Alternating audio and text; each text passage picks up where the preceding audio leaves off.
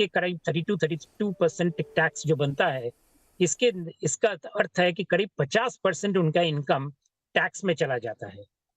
ये एक एडजस्टमेंट है जो बहुत ज़रूरी बन रहा है, और ज़्यादातर लोग जब इस इनकम लेवल में इस चीज़ के अंदर आ रहे हैं, तो उनके इनकम के ऊपर एक बहुत बड़ा चोट पड़ रहा है। तो मुझे लगता है जीएस इनकम टैक्स से ज़्यादा अगर जीएसटी में 18% वाला जो रेट है, उसको रीजिग किया जाए, और जिसमें सेंटर और स्टेट्स दोनों के रोल बहुत ज़्यादा है, तो ये एक बहुत बड़ा रिलीफ आएगा इनकम टैक्स में। सारी मार्केट इकोनॉमी में आप जो कह रहे हैं कि कंजम्पशन बढ़ नहीं रहा है, वो कंजम्पशन वगैरह को एक रिलीफ देने के लिए, इम्प्रूव करने के लिए, प्राइवेट फाइनल कंजम्पशन एक्सपेंडिचर में जो ढीलापन चल रहा है, उसमें ये बहुत बड़ा फ़र्क लाएगा। ये तो मेरा पहला कहना है। और साथ में अभी चूंकि जीएसटी का जो रफ्तार बन चुका है, उसको अगर हम देखें तो उसमें ज्यादातर जो स्पीड है वो आईजीएसटी के वजह से हो रहा है। इसीलिए सेंटर एक रिस्क ले सकते हैं कि 18% का जो टैक्स रेट है उसको कट करने से बहुत ज्यादा फर्क नहीं आएगा जीएसटी कलेक्शंस में। लेकिन फिर भी ये चीज बजट के अंतर्गत नहीं है, ये बजट और स्टेट्स दोनों का तालमेल का बात है, और इसको मैं बहुत बड़ा एक चेंज मानूंगा जो इकोनॉमी में बहुत बदलाव का संकेत ला सकता है, और जरूरी भी है। दोनों तरह से प्रोडक्टिव एक्सपेंडिचर को भी फिलिप मिलेगा, साथ में इनकम रैशनलाइजेशन के ऊपर एक बहुत बड़ा असर आएगा। दूसरा चीज, मैं अभी बिहार में हूं, मैं काफी उनके पिछड़े डिस्ट्रिक्ट अररिया, मधेपुरा, इन सभी जिला को मैं ट्रैवल कर रहा था, और इसी वजह से ट्रैवल कर रहा था कि जानने के लिए कि वहां पे अर्थव्यवस्था में लोगों की हालत क्या है। और ज्यादातर चीज आप सरप्राइज नहीं होंगे, आप काफी बारीकी से देखते हैं इन चीजों को। वहां पे मैं देख रहा था कि ज्यादातर लोगों का निगाहें बना हो रहता है आज आरबीआई के रेट्स के ऊपर, क्योंकि ज्यादातर लोग वहां पे अपने जीवन चर्चा में लोन लेते हैं माइक्रो फाइनेंस इंस्टीट्यूशन, बैंक्स, इन सब से, खासकर जितने सारे एनबीएफसीज हैं। और सबके सबके हर जगह पे ये आलोचना जरूर आ जाता है कि इस वक्त ब्याज दर क्या है। इसीलिए केंद्र सरकार अगर फिस्कल डेफिसिट को सही रखे, एक बैलेंस्ड बजट रखे, और आरबीआई के लिए जगह बनाए कि वो रेट को आगे ना बढ़ाए। अभी भी हम कह रहे हैं कि फरवरी में 25 बेसिस पॉइंट बढ़ने की आशंका है, शायद होगा ही। लेकिन अगर वो उसको टाला जा सकता है, तो ग्रोथ इंडियन इकोनॉमी में जो एक पिछड़ रहा है धीरे धीरे बिकॉज ऑफ ग्लोबल रिसेशन के वजह से, उसमें काउंटर पॉइंट आ सकता है। इसलिए मुझे लगता है इन दोनों दृष्टि से बजट में आम जनता को रिलीफ देने के लिए ये दोनों स्टेप्स, जीएसटी का जैसे मैंने कहा, और दूसरा कि बजट को बैलेंस करे ताकि रेट ऑफ इंटरेस्ट ना बढ़े।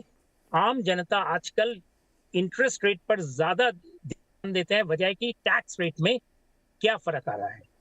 जी नीरज जी। सर, बहुत ही ज़बरदस्त पॉइंट आपने रखा है। हम लोगों को ऐसा लगता है दिल्ली मुंबई में बैठ के कि आरबीआई और ये सब चीज़ों को शायद कॉमन मैन नहीं समझते होंगे, लेकिन आरबीआई अब एसबीआई टाइप की है। सबको ये समझ में आता है कि ब्याज दरें बढ़ रही हैं, और वो भी इंतजार करते हैं हर 45 दिन बाद कि किस तरीके से, क्योंकि वो बैंक से इंटरेक्शन उनका बहुत होता है। तो ये बहुत अच्छा पॉइंट रखा। अदिति, मैं इसमें आपका इंटरवेंशन चाहूँगा कि ये जो लगातार ब्याज दरें बढ़ती जा रही हैं, अमेरिका में भी आप टर्मिनल रेट 5.5% तक की बात हो रही, हमारे यहाँ बढ़ रही, कोई तरीका है कि गवर्नमेंट इसको किस तरह कंट्रोल करे? जैसा शुभ में करें कि अगर इसको भी आप मैनेज कर सके तो भी बड़ी राहत होगी। अदरवाइज कॉस्ट ऑफ फंड अगर इतनी बढ़ गई तो फिर ये नीचे तक बहुत मुश्किल पैदा करेगी, जॉब अब क्रिएट करना बड़ा मुश्किल होगा, एमएसएमई की हालत बहुत खराब हो जाएगी। देखिए, मेरे हिसाब से तो फरवरी में पॉज ही होना चाहिए। जिस तरह से हम आगे के 6 महीने की इन्फ्लेशन एक्सपेक्ट कर रहे हैं, और जिस तरह से अनइवननेस है अभी भी ग्रोथ में, तो ऑन बैलेंस हमारा व्यू तो यही है कि फरवरी में पॉज होना चाहिए। अभी ऑब्वियसली हमने बजट देखा नहीं है, अगर बजट बहुत ज्यादा फिस्कल एक्सपेंशन की तरफ जाएगा तो शायद पॉज कर पाना मुश्किल होगा आरबीआई को। तो एक बैलेंस्ड बजट ही आना चाहिए। तो हमारा जो बजट मैथ है, मैं जल्दी से आपको वो एक्सप्लेन करती हूँ। हमें लगता है कि 10% रेवेन्यू, टैक्स रेवेन्यू की ग्रोथ गवर्नमेंट टारगेट कर सकती है। रियलिस्टिकली, और नॉन टैक्स रेवेन्यू में बहुत ज्यादा इंप्रूवमेंट अनलाइकली है अगले साल, और जो डिसइन्वेस्टमेंट है वहां का टारगेट मॉडरेट होता है तो ज्यादा क्रेडिबिलिटी आती है गवर्नमेंट के फिस्कल डेफिसिट टारगेट को, तो हमारे हिसाब से मॉडरेट ही रखना चाहिए।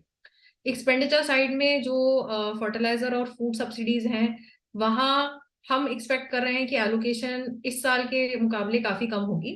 फूड में तो क्योंकि जो फ्री फूड स्कीम है उसको अमेलगमेट कर दिया है एनएफएसए के अंदर ही, तो वहां पे तो रिलीफ होगी ही होगी।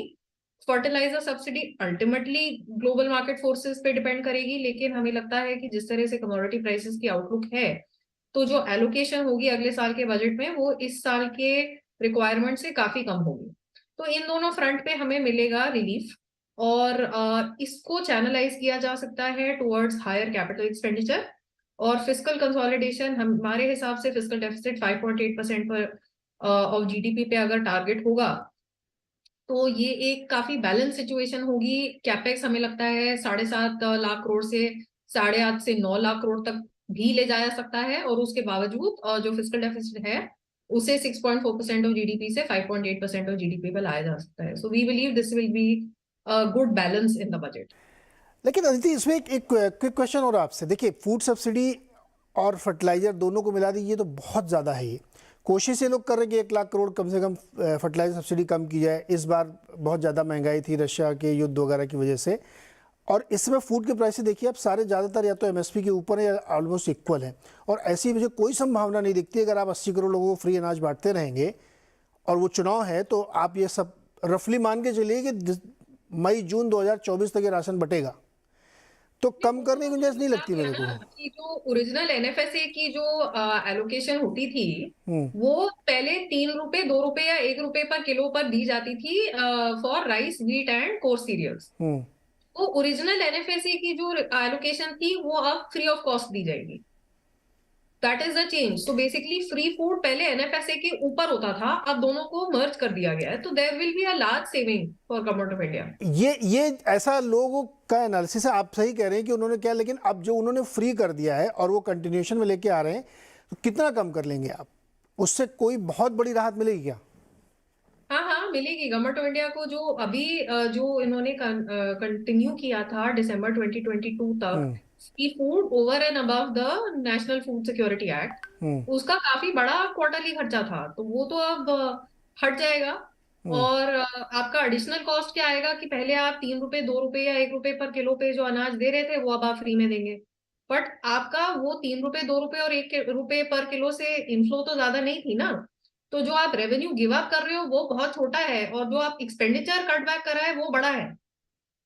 इसके बाद एक फैक्टर और है, करंट साल में वीट प्रोक्योरमेंट की कॉस्ट कम हो गई थी क्योंकि हीट वेव एक्सेट्रा के बाद जो क्वांटिटी वीट की प्रोक्योर हुई थी वो लोअर साइड पे थी।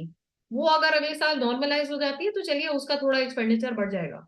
बट नेट नेट जो हमारे कैलकुलेशन है, हमें लगता है कि गवर्नमेंट का ओवरऑल फूड सब्सिडी पे जो एक्सपेंडिचर है वो काफी कम हो जाएगा अगले साल, based on what they announced in December for 2023 calendar year. Okay, चलिए ये थोड़ा कम होगा। अब दोबारा आते हैं शरद जी के पास और सुब्रमण्यम जी के पास। मैं आप लोगों से एक सवाल ये जानना चाहता हूँ कि मान लीजिए आप लोग कह रहे हैं कि ये अभी अदिति के ही बेस पे है कि अदिति कह रहे हैं कि इतना ज़्यादा गुंजाइश है नहीं टैक्स कम करने